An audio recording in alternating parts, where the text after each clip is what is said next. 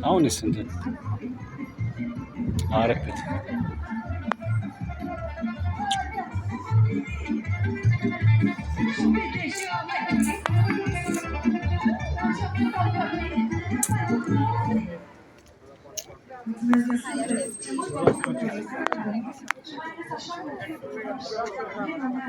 Iată că folclorul este pe mâini bune, merge mai departe, da? Mai ales în cultura noastră dragă.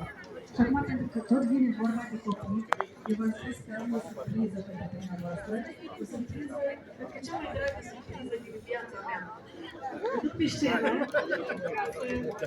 aici o să vă dau aici. Că tablourile astea sunt frumoase, nu? Și o să fie că și mai bine. Da. Este vorba despre fetița mea, Maria Teodora.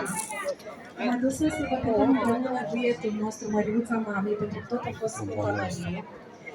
Și înainte de acest duet, iată că și venit. Bună ziua! Da, este Maria Teodora. Cât aveți bucata? Și vreau să-i mulțumesc prietenei noastre, Laura Erhan, pentru că... Ceva mai ieftin așa de buget? Ea nu are ceva. În spate, da, ce veți. Cântec în Bucovina, cântecul celebru al Laura Erhan. Așa că vă invit să ascultați pe Măriuța. O să intru pe aici? Să cânte pentru dumneavoastră, după care vă invit acest program.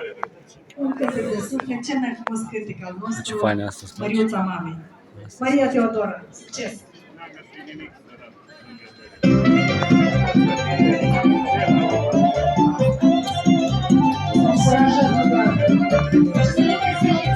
Măști, sau cămașă, ce vrei?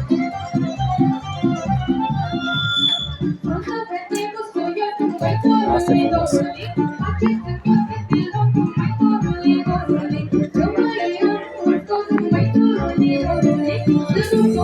Thank you.